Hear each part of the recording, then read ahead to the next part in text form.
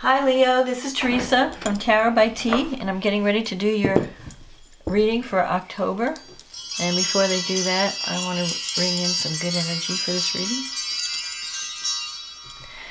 And I want to say thank you for liking and subscribing to my channel.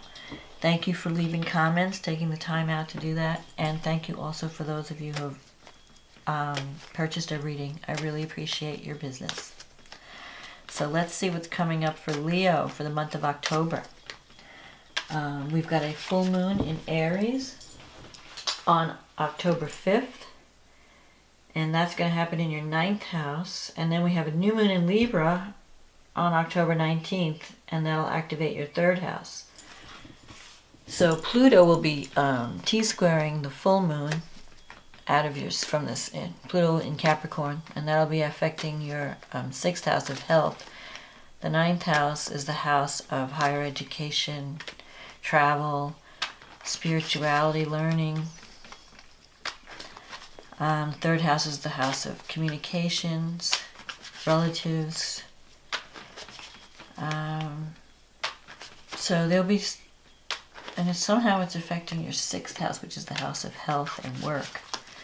So maybe you need to take better care of your health. The stresses of these moons might affect your work life or health. Well, let's just see what's happening, what the cards say for the month of October. What does Leo need to know for the month of October?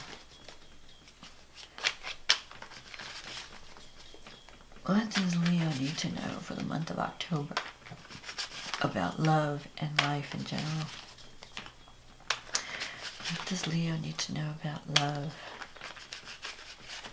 and anything else that might be important?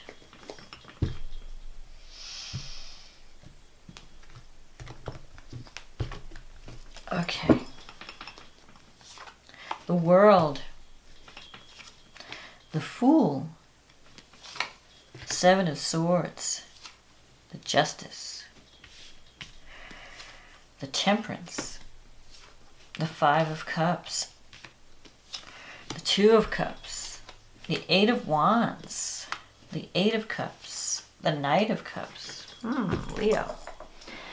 Okay, so the World card, and the World card represents the coming to the end of a cycle. So you're wrapping something up in October, and you're getting ready to take it to the next level. This could be a relationship. Maybe you're ending one relationship and embarking on a new one, because the Fool is starting a whole new cycle. So you're finishing something up and you're getting ready to begin a whole new adventure. So in a relationship reading, this could be that if you're in a good relationship, you decide to commit and get engaged or get married. You know, you're taking it to the next level and you're starting a new life in a new, in a new a new position within the relationship, so like from single to married. Or it could mean that you're ending a relationship with something that didn't work out and now you're starting a whole new life. It could also mean with the Fool that you decide to take a relationship in a new direction, like wipe the slate clean, start over within the existing relationship. So there's many ways that this could play out. For some of you, but whatever the case is, I feel like love is going to be important in October. In the past, you have the 7 of Swords. The 7 of Swords comes up when you feel like someone's not being honest with you. Or it could mean that you're not being honest with someone. You're not facing the truth about something. And with the Justice card here, there could have been some kind of injustice in the past. Like maybe you felt like you were treated unfairly, or someone someone was trying to steal something from you, or someone was trying to take credit for your work. It could also mean someone telling you one thing to your face, saying another thing behind your back. So this is the card of sneaky energy, the Thief card. And this is the basis of the issue. So I don't know who in your relationship is not being honest.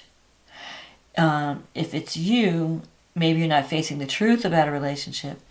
Or it could be your partner not telling you everything, leaving stuff out, maybe complaining to other people behind your back about you or something like that. I don't know. So, but with justice in the reading, so you may have felt like in the past you were treated unfairly, that something happened that was not fair, not just. But justice is also a card of, so if you didn't go through some kind of legal problem within a relationship that needed to be resolved, sometimes justice comes up when a decision goes in your favor, like someone's trying to take something away from you. You take them to court and then, everything works out because the court decides the right thing. Because this card comes up a lot of times when people are either trying to take credit for your work or steal something from you, steal your ideas. Or it could also mean that whatever you're doing, you have to keep it quiet. You kind of have to keep it under wraps. Like you're starting a new life and you can't talk about it yet because it's still under development. So you're trying to keep it under wraps because this is the card of the sneak card. Sneaky, behind the scenes, underhanded.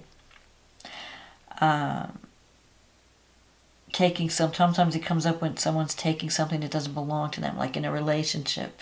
Someone's trying to take your partner away, or you're dating someone who's involved in is married or with someone or dating someone. So there's a sneaky aspect or a hidden aspect with this card. The Justice card, though, usually means that whatever the decision that is being made, it will be a fair one. Whether it goes in your favor or not, whether you get what you want or not, the decision will be fair. The outcome will be fair.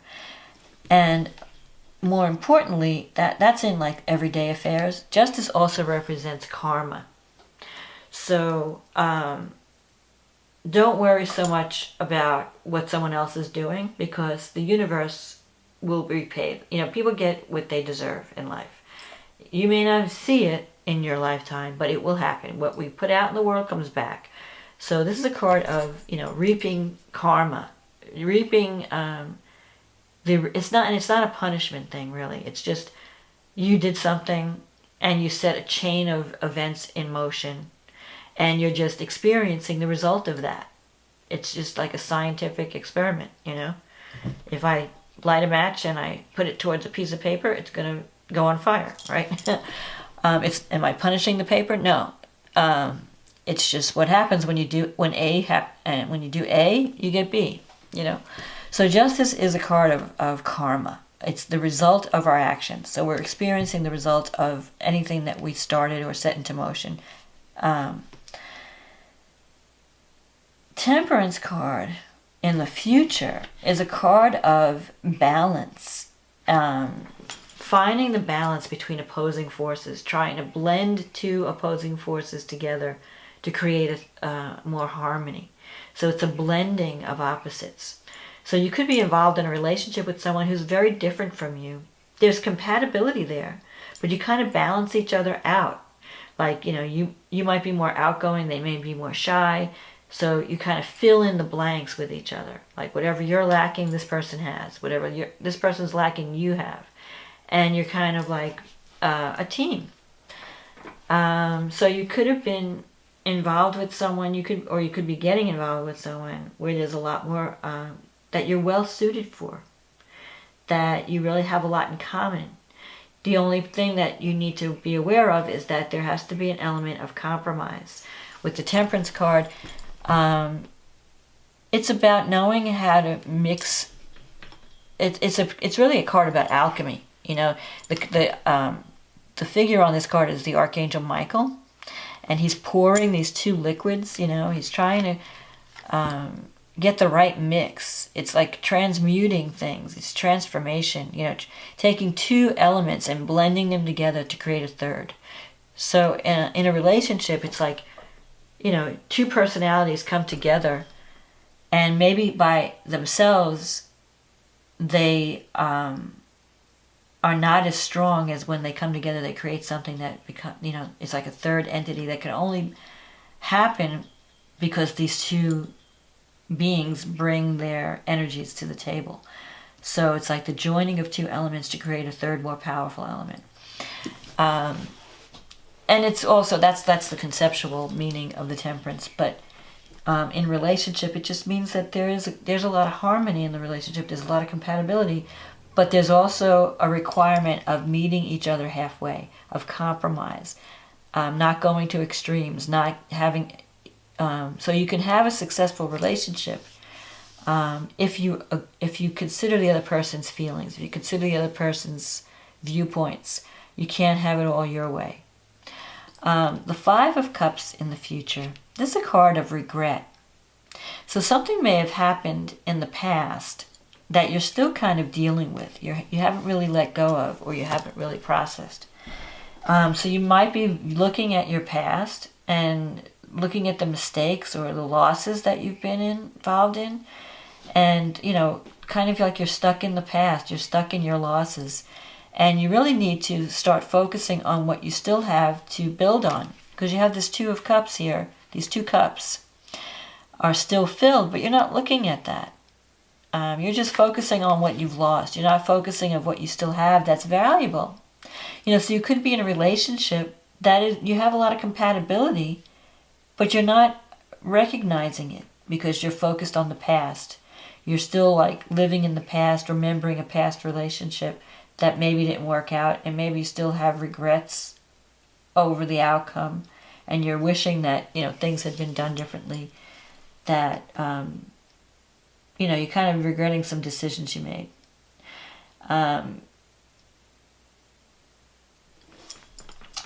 Sometimes this comes up when you feel like a relationship is like a little bit shaky, and you're not sure if you're going to wind up breaking up or not. You're not really sure where you stand. This card, though, tells me that you can make things work. There's still hope, but you have to start focusing on the positive in the relationship instead of focusing on all the negative. So you might be, looking at all your partner's flaws and not really seeing the good side, or what's good about the relationship. So if you start focusing on the good, you can salvage this relationship. Because I see here in the Eight of Cups that you're thinking like, maybe I need to move on. Maybe this relationship isn't right for me. Maybe I need to move on to something else. But I think there's still hope. So whatever you've experienced in the past, there might have been deception in the past. There might have been miscommunication, or whatever happened, you can heal that. You can start over. So you might be thinking like, maybe you're thinking about someone from the past and trying to reconnect with them so that you could wipe the slate clean and start over. Maybe you want to, say, let's forget the past, let's just start over. Because you have the Two of Cups here. And the Two of Cups is a card of soulmate connection. Or at least connecting with someone that you really see eye to eye with. You kind of are on the same page. But you're like, or that's what you're looking for in a relationship, but it's in your negative thinking sector. So you're kind of like doubting that it's even possible. Like, I don't know if I'll ever meet someone that I could, I don't think I'll ever meet my soulmate. But maybe you're expecting a perfect relationship, and there is no such thing. Every relationship comes with pluses and minuses. The best you can hope for is that you get maybe 80% or 75% of what you're looking for.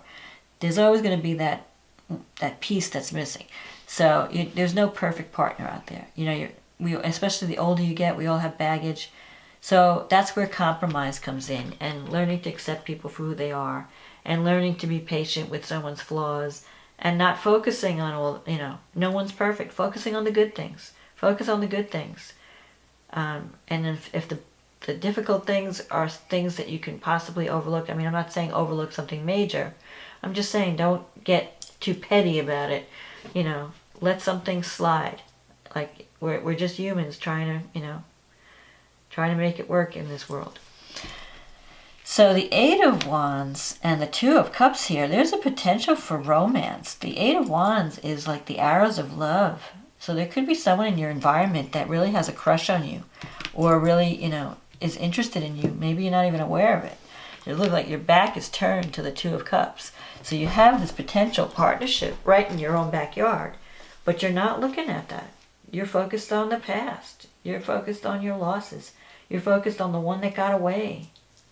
So maybe you need to turn around and see all this love that just wants to, that's there for you. So if you haven't met someone yet, or if there isn't, in a significant relationship in your life, there's a potential for that to happen in October. But you have to be open to it, because if you're blocking it mentally, you may be blocking it from becoming a reality. So you have to just, work on letting, finishing up old karma. Whatever happened in the past, that could have been a karmic thing. If you had a relationship that didn't work out, and you felt like you were being treated unfairly, or you got the short end of the stick in some situation, it was a karmic thing. So that karma is over. It's in the past. Now you're moving into the future. You're in a new cycle. And there's potential for you to move on to something better. You have the 8 of Cups here in your wish fulfillment. Now these two 8s. 8s represent power. With the 8 of Cups here, you might be walking away from something that was once good and it's no longer fulfilling. And you're wanting to do something. You're wanting something more meaningful. So you could be leaving a relationship for something that's better. That's a better fit. You could be leaving a work situation and moving on to something that's more spiritually fulfilling. Maybe you just don't want any connection. You don't want any job. You want a job or a relationship that means something, that makes you feel fulfilled on some level. And there's usually some spiritual component attached to the 8 of Cups. So it's not enough to just make money. It's not enough to just, have a job that's prestigious, that gives you, a title. You want it to mean something, like you want to feel like, maybe I'm doing something to benefit the world in some way, or I'm doing something that helps others, you don't want to just be a profit machine. So October could be a month of transition for you, where you're putting something to bed, you're finishing up a cycle, you're finishing up old karma, letting it go, and now you're ready to move on and start a new adventure. And here's this Knight of Cups at the very end. The Knight of Cups is a proposal. It's an offer. It could be a romantic relationship, a relationship with someone who's very romantic, very artistic, creative, maybe a little bit naive. So it could be someone with that's represented by a water sign, Pisces, Cancer, Scorpio. And if it's not the sign, it could be someone that's very, very creative, someone who's involved in art, music, poetry, writing, whatever. You feel that there's some kind of karmic connection with this person. There's like a special connection. And this person is very sweet, very sensitive, very romantic. That's just, their head's in the clouds. He's got a bird on his head. So, it could also represent the Knight of Cups, that sometimes what we're looking for doesn't, you could be the one that's looking for this perfect, idealized relationship, this fairy tale romance where everything is wonderful and they lived happily ever after, and you don't want to, admit that sometimes people have flaws. So if you're looking for this dream lover, it may be you have unrealistic expectations in relationships, and you need to, drop your standards a little bit, and realize that people are human, that people make mistakes, people have flaws, and to be more forgiving and not expecting this person to be so perfect, because there is no perfect relationship. It's not like, two people come together and they never fight and they're just like in love. I mean, that's Disneyland. That's not reality. Reality is, yeah, I met this person. We have a lot in common. Yep, sometimes she pushes my buttons or he pushes my buttons. But for the most part, I love this person and I'm willing to deal with the traits that annoy me, But for the most part, I really love this person. So you have to look realistically too at the people that you're meeting and not expect too much. Another way that this card could play out, it could be that you have you kind of, you might have broken up with someone in the past. And now you're having regrets. And you're wishing you hadn't done that. And you're wanting to come back. The Knight of Cups sometimes represents someone who's been out there, like the prodigal son. You know, has been out there looking for this dream lover, not realizing that what they had all along was wonderful. And now you're realizing it. You know what? I just want to come home where I know I'm loved, where I'm with people who accept me and love me. So maybe you're like, the search is over. Like you're tired of searching for this perfect relationship, and you decide that I want to appreciate the person I have, or you're starting to realize that maybe you're on this quest of an impossible dream, and now you're coming back and you want to try again with someone. This is where the Fool comes in. You want to start over.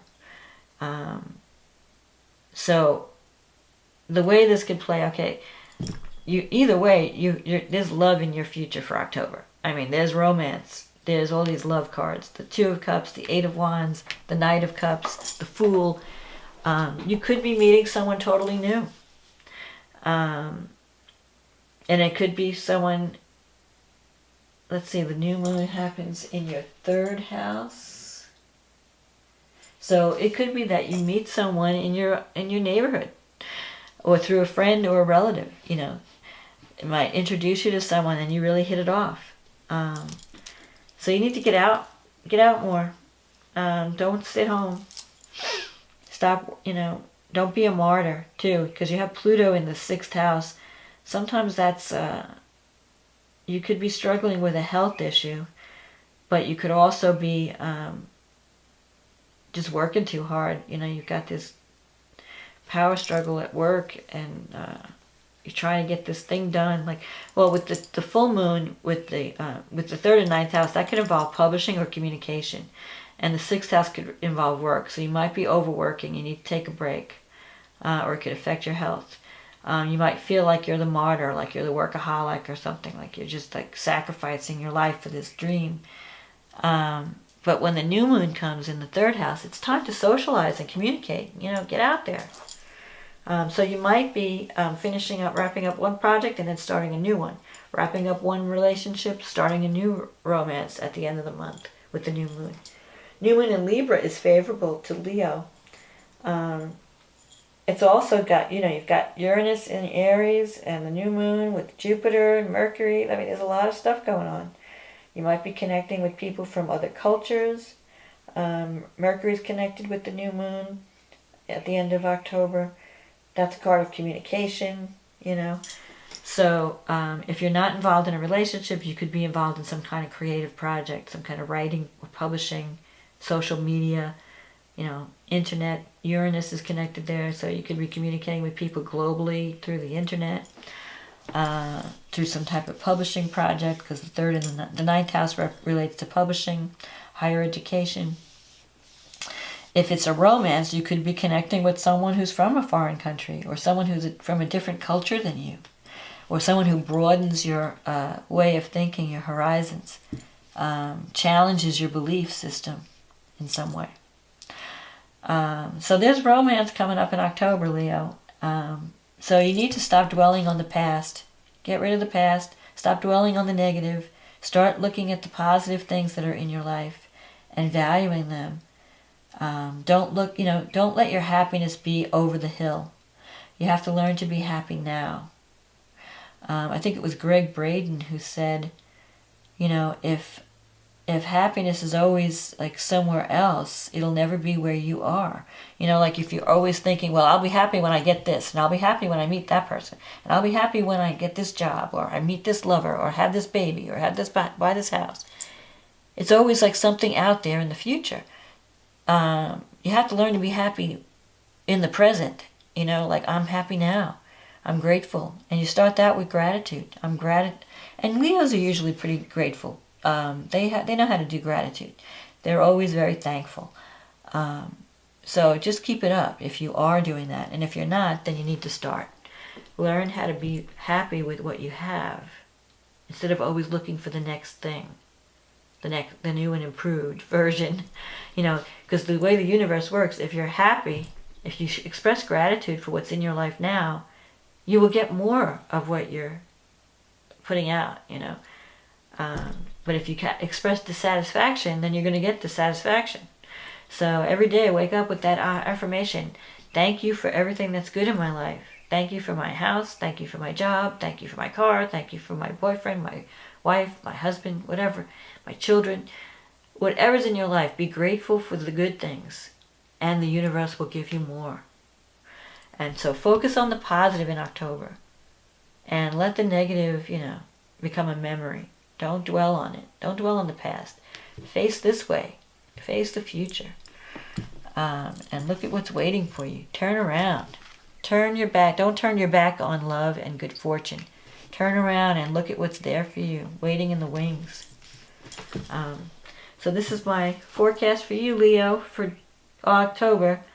Good luck with love. I think it looks good. It looks like you're going to be moving into greater harmony and more fulfillment.